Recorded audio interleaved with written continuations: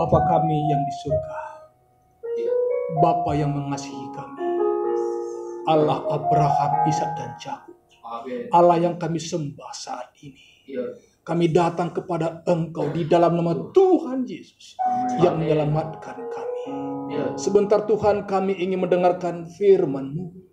Urapi setiap kami yang hadir di tempat ini, terutama hamba-Mu, Roh-Mu yang kudus yang memimpin hamba menyampaikan kebenaran firman. Terima kasih Tuhan. Terpujilah Engkau Allah kami. Di dalam nama Yesus. Haleluya. Amin. Silakan duduk Bapak Ibu sekalian.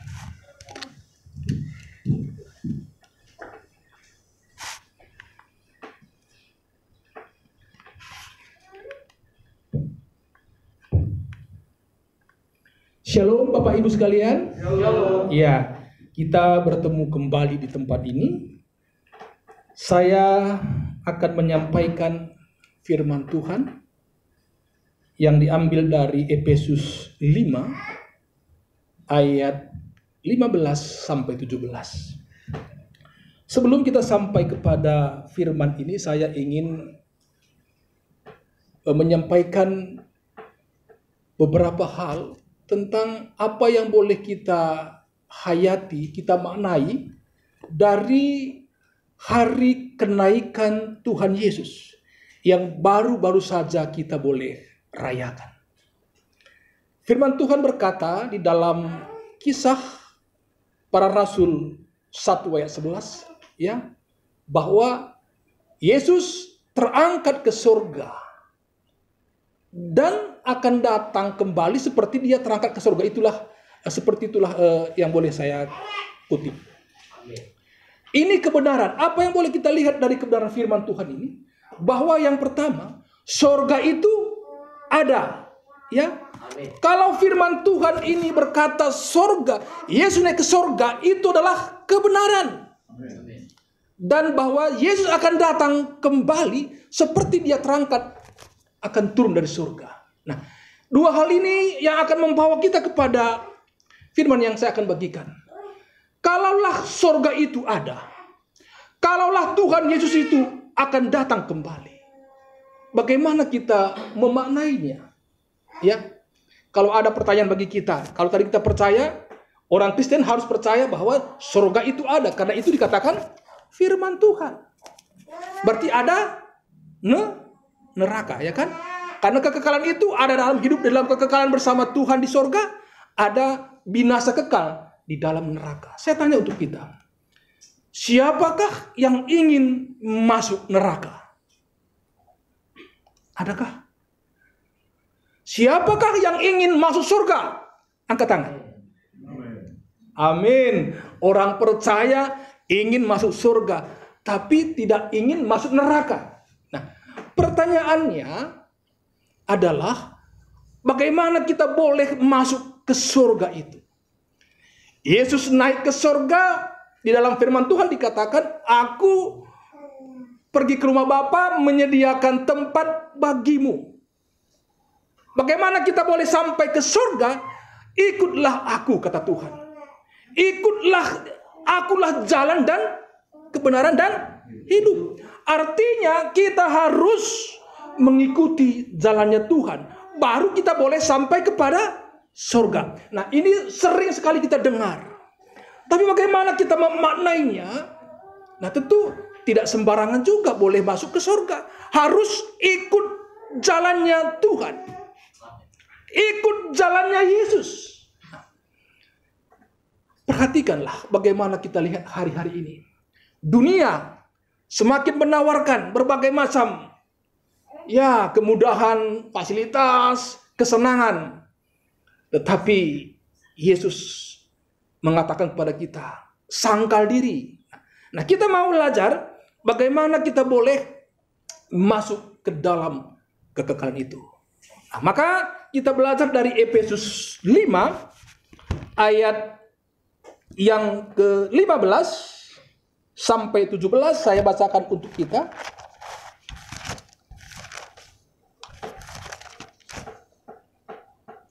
Karena itu, perhatikanlah dengan seksama bagaimana kamu hidup Janganlah seperti orang bebal, tetapi seperti orang arif.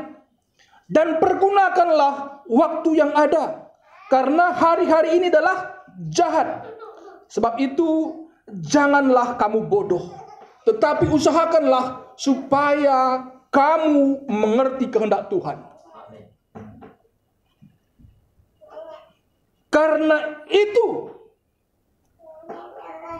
maka saya ambil tema di dalam seperti ini, perhatikanlah bagaimana cara kita hidup. Paulus berkata, karena itu berarti ada sesuatu sebelum surat ini, ada hal-hal yang disampaikan. Dan itulah kalau kita baca kitab Efesus ini dari pasal 1 sampai pasal 5, kita akan temukan alasan kenapa Rasul Paulus mengatakan, karena itu perhatikanlah dengan seksama bagaimana kamu hidup. Kalau saya membaca pasal 1 sampai pasal 4 sampai pasal 5, ada poin-poin yang saya temukan, sehingga akhirnya Paulus berkata, karena itu perhatikanlah bagaimana kamu hidup. Yang pertama, pasal 1, kita dibawa kepada bahwa sebab di dalam Dia Allah telah memilih kita sebelum dunia dijadikan, supaya kita kudus dan tak bercacat di hadapannya. Sebelum dunia dijadikan, firman Tuhan mengatakan, Allah telah memilih kita. Amin. Amin. Allah telah merencanakan supaya kita kudus dan tak bercacat. Amin. Kalau saya membayangkan bahwa ketika Allah itu merencanakan itu, oh dia perlu pribadi, manusia yang akan boleh menyembah dia, hidup dalam kekudusan. Maka diciptakanlah manusia. Tetapi dosa membuat manusia terpisah daripada kemuliaan Allah. Kan begitu Alkitab mengatakan. Tapi yang pasti bahwa Allah itu telah memilih kita, bahwa akan ada manusia bersama-sama dengan Tuhan dalam kemuliaannya. Nah, ketika manusia jatuh dalam dosa, Allah tetap, ya makanya kalau pendeta Bapak Erastus Sabdono mengatakan, Allah ingin mengembalikan kita kepada rancangan semula adalah kita ingin bersama-sama dengan Tuhan di dalam kemuliaannya. Maka di dalam Kristus Yesuslah Allah ingin mengembalikan kita kepada rancangan semula. Lalu poin kedua dari pasal 1, bahwa Yesus adalah akan menyatukan segala yang di bumi dan di surga. Lalu pasal kedua, saya baca lagi, apalagi yang boleh saya dapatkan ini kan, bahwa kita diselamatkan bukan karena usaha kita, bukan karena pekerjaan kita, tetapi adalah karena kasih karunia di dalam iman. Nah, Paulus ingin mengatakan kepada kita bahwa apapun yang kita usahakan di dalam kehidupan ini, berbuat baik, melakukan perbuatan-perbuatan kasih, tetapi tanpa iman ke dalam Kristus, maka tidak akan mendapatkan keselamatan. Amin. Kita diselamatkan karena iman. Itu bukan usahamu, kata Paulus. Jangan ada bermegah diri. Supaya apa? Supaya manusia itu ketika ingin mencapai ataupun masuk dalam kekekalan itu, satu persyarat adalah percaya kepada Yesus. Amin. Nah, dari pasal 3, apalagi yang kita dapatkan? Maka kita akan membaca ini sehingga akhirnya, karena itu kata Paulus, pasal 3 ini luar biasa. Kalaulah tidak ada Yesus, kita ini tidak akan mendapatkan janji sebagai ahli waris. Kenapa? Karena Taurat itu hanya untuk orang Yahudi. Tetapi Yesus menjadikan setiap orang, setiap bangsa boleh menerima janji-janji Allah yang boleh memiliki ahli waris untuk janji Tuhan. Jadi kita bersyukur karena Tuhan Yesus itulah kita yang jauh boleh menjadi dekat dengan Bapa. Bahkan Yesus itu rela mati, merobohkan tembok pemisah antara kita dengan Bapa. Dia mendamaikan kita. Oke? Jadi Yesus menjadikan kita bukan pun orang Yahudi, kita boleh menjadi ahli waris. Amin. Pasal keempat dikatakan bahwa kita sebagai anak-anak Tuhan agar boleh hidup di dalam kebersamaan, ya, di dalam kesatuan jemaat Meskipun kita berbeda-beda, tetapi kita harus memiliki kesatuan di dalam Tuhan. Dan kita sebagai orang-orang ditebus adalah orang-orang yang boleh mengenakan manusia baru. Menanggalkan manusia lama kita, dan kita boleh masuk dengan mengenakan manusia baru. Sebagai manusia baru, tentu kita harus melakukan apa yang Tuhan inginkan. Ya, kita pun juga pernah di dalam manusia lama. Tetapi dengan datangnya kita, dengan hadirnya kita kepada Tuhan, kita boleh masuk ataupun mengenakan manusia baru. Nah, pasal 5, saudaraku, bagaimana kita hidup sebagai anak-anak terang. Ya, jadi sebagai anak-anak terang, kita harus menelanjangi kegelapan. Kita harus hidup di dalam terang. Nah, jadi ketika Paulus mengatakan tentang Tuhan Yesus yang luar biasa itu, yang menjadi pendamai kita, yang mengembalikan kita kepada rancangan Allah semula, hidup dalam kekudusan, hidup mengenakan manusia baru, hidup sebagai anak-anak terang, ini telah dijelaskan Rasul Paulus kepada jemaat di Efesus. Dan hari ini firman ini juga datang dan dibacakan untuk kita jemaat di GSKI Berea. Amin. Karena itu, karena hal-hal yang tadi, Yesus adalah penyelamat kita. Di dalam Dia kita boleh dikembalikan pada rancangan semula. Kita harus hidup mengenakan manusia baru. Jangan lagi hidup dalam kegelapan. Karena itu, perhatikanlah dengan seksama bagaimana cara kamu hidup. Perhatikanlah, saudaraku yang dikasihi Tuhan. Hari-hari ini, kalau kita boleh melihat dunia ini tadi, dunia yang sekarang menuju kepada kehancurannya, apakah kita memperhatikan bagaimana kita hidup? Perhatikanlah bagaimana kita hidup. Jangan seperti orang bebal, tetapi seperti orang arif. Nah, dalam bahasa Indonesia sehari-hari, perkataan bebal dan arif itu adalah orang bodoh dan orang bijak. Adakah kita tahu atau kita ingat apa yang dikatakan Tuhan Yesus tentang orang bijak dan orang bodoh? Ada. Kita mau belajar tentang apa dikatakan Tuhan. Supaya perhatikanlah dengan seksama bagaimana engkau hidup. Jangan bebal tetapi jadilah arif, atau jangan orang bodoh tetapi jadi orang bijak. Di dalam Matius 7 ayat 24 sampai 26, kita akan mendapat definisi orang bijak dan orang bodoh menurut Tuhan Yesus, bukan menurut dunia. Ya, jadi perhatikanlah bagaimana kamu hidup. Bapak, Ibu, Saudara yang dikasihi Tuhan. Cek diri kita. Lihat dengan seksama bagaimana sekarang ini kita hidup. Karena kita tahu kita diselamatkan, kita sudah dikasih kasih karunia. Tapi bagaimana kita hidup? Jadilah orang bijak. Siapa yang mendengarkan perkataanku ini dan melakukannya, ia seperti orang bijak. Itu kata Tuhan. Berarti orang bijak itu adalah ketika kita mendengarkan firman Tuhan dan melakukannya. Itulah orang arif, orang bijak. Menurut versinya Tuhan. Kalau versi dunia beda lagi. Orang bijak itu berbuat baik, tidak mengganggu orang. Tapi firman Tuhan mengatakan orang bijak adalah orang yang mendengarkan firman Tuhan dan yang melakukannya. Ia seperti orang yang membangun rumah di atas batu. Ketika ada badai pun dia kokoh. Nah, janganlah jadi orang bodoh. Orang bodoh adalah ketika dia mendengarkan firman Tuhan tetapi tidak melakukan. Coba periksa diri kita. Apa kita? Di mana sekarang ini kita ini? Kita kembali kepada kebenaran firman. Ya. Firman Tuhan berkata, jangan menjadi orang bebal atau orang bodoh. Yang menurut kata Tuhan Yesus, orang bodoh itu adalah orang yang hanya mendengarkan firman Tuhan tetapi tidak melakukannya. Itu firman Tuhan berkata, bukan kata Pak Bangun. Kata firman Tuhan.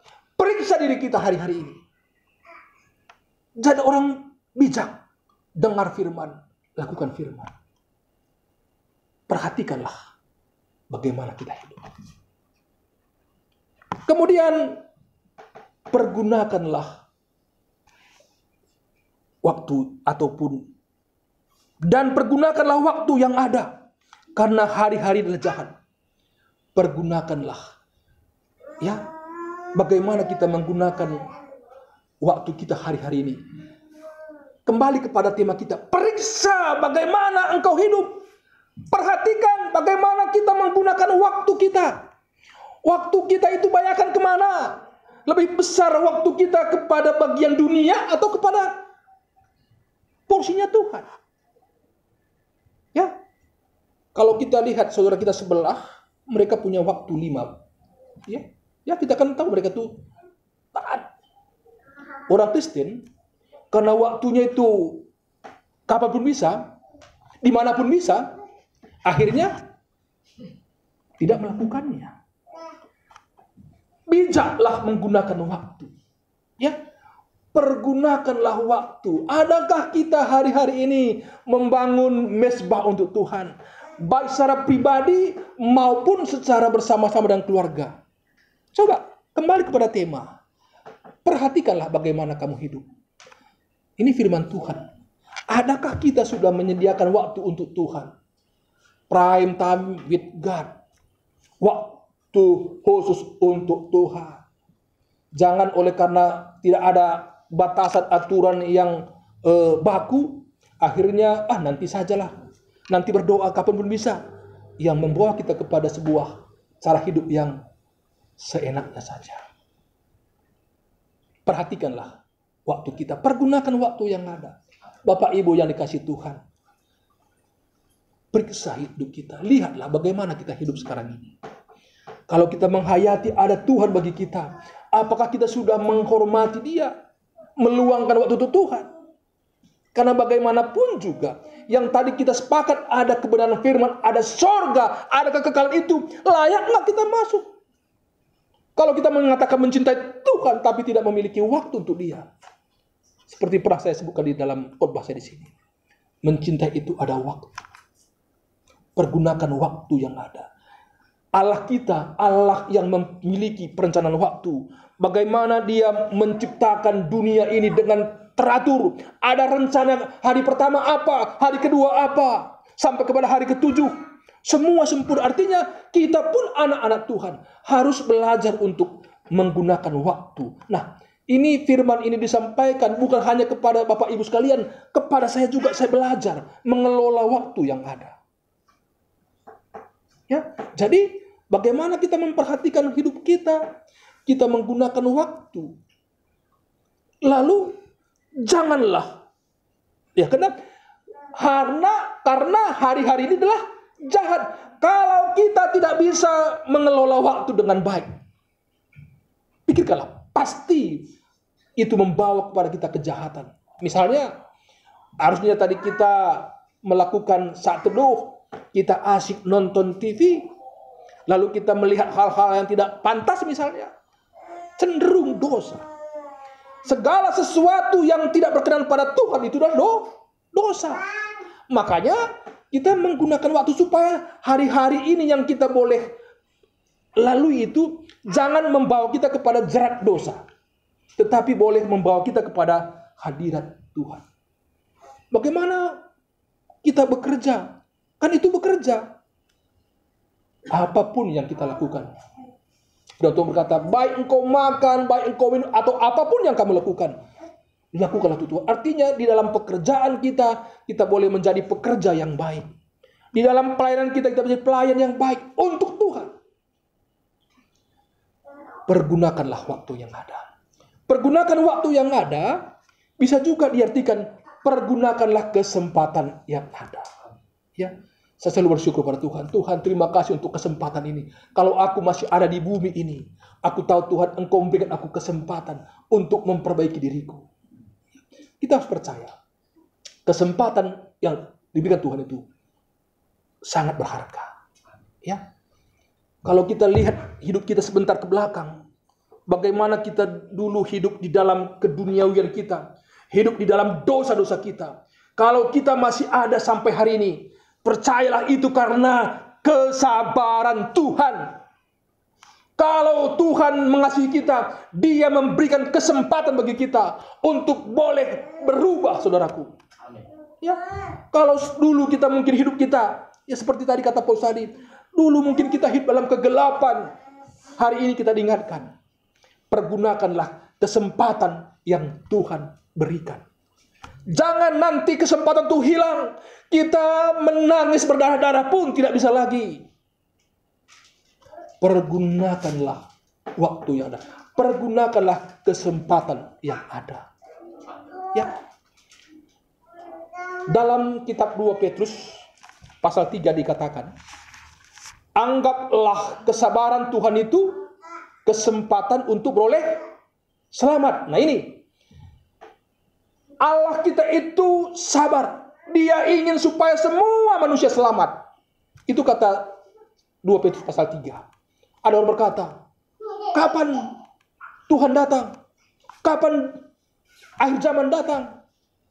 Itulah orang-orang yang fasik, orang-orang yang mentertawai kita. Kapan Tuhanmu datang? Kata Petrus, Tuhan bukan lalai janjinya. Ya. Tuhan sabar kepada kita. Makanya kalau kita resapi firman Tuhan ini, boleh kita, aduh Tuhan, terima kasih kalau aku masih ada. Aku banyak dosaku Tuhan, tapi Engkau berikan aku kesempatan untuk berubah. Terima kasih. Harus itu datang bagi kita. Kalau kita masih ada, berarti Tuhan masih memberikan kesempatan untuk kita beroleh keselamatan. Kalau hari-hari kita dulu jahat, Tuhan berikan kita kesempatan untuk berubah. Maka kata Petrus, anggaplah kesabaran Tuhan itu kesempatan. Makanya jangan hilangkan kesempatan itu. Pergunakanlah. Raih kesempatan itu. Bersama dengan Tuhan, aku mau Tuhan. Kesempatan itu aku tidak mau sia-siakan. Kali ini Tuhan, aku mau masuk kepada janjimu kehidupan kekal itu. Kesempatan yang ada, pergunakanlah. Kalau kita tidak pergunakan, maka itu akan menjadi sebuah jerat dosa bagi kita. Amin. Kita boleh menggunakan waktu itu dengan bijak. Pasal 17. Sebab itu janganlah bodoh. Ini kembali kata bodoh lagi. Jangan menjadi orang bodoh yang hanya mendengar firman Tuhan hari ini, tetapi tidak melakukannya. Tetapi usahakanlah supaya kamu mengerti kehendak Tuhan. Nah, saya mau membawa kita kepada kehendak Tuhan. Apa kira-kira kehendak Tuhan dalam hidup kita? Ya, banyak. Kalau kita, bagaimana kita tahu kehendak Tuhan? Maka kita harus membaca firman Tuhan. Hendaklah kamu memiliki pikiran dan perasaan Kristus. Hendaklah kamu kudus karena aku kudus. Hendaklah kamu saling menolong. Hendaklah kamu setia sekata. Hendaklah kamu tekun berdoa. Itu kehendak Tuhan. Banyak kehendak Tuhan. Tapi saya mau rangkum kepada dua hal kehendak Tuhan. Datang kepada Tuhan. Tuhan menginginkan kita percaya kepada Dia. Tuhan menginginkan kita mengatakan, aku perlu Engkau Tuhan. Dengan kerendahan hati kita boleh datang kepada Tuhan. Aku memerlukan Engkau Tuhan. Tuhan sangat senang kepada orang-orang yang mengatakan, aku perlu Tuhan. Amin. Saya teringat pada lagu yang dikarang oleh Bapak Pendeta Erastus Sabdono. Ku perlu Kau Tuhan, ku perlu Kau Tuhan, ku perlu Kau Tuhan, Tuhanku perlu. Artinya Tuhan menginginkan kita mengatakan itu. Aku perlu Engkau Tuhan. Bapak Ibu yang dikasih Tuhan, apakah kita perlu Tuhan? Apakah kita butuh Tuhan? Atau kita merasa kita ini bisa tanpa Tuhan? Dan orang-orang yang mengatakan aku perlu Engkau Tuhan, itulah orang-orang yang rendah hati. Tapi orang yang mengatakan aku tidak perlu Tuhan, buktinya apa? Mereka tidak berdoa, mereka melakukan hidup seperti apa yang mereka maukan. Itu ciri-ciri orang yang sombong. Itu adalah orang-orang yang rendah hati. Kita katakan, ku perlu Kau Tuhan.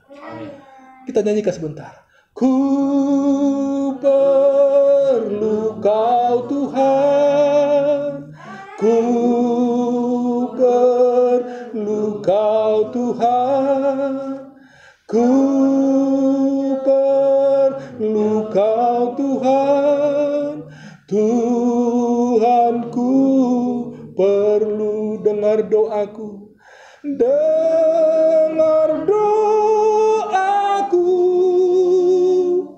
dengar doaku.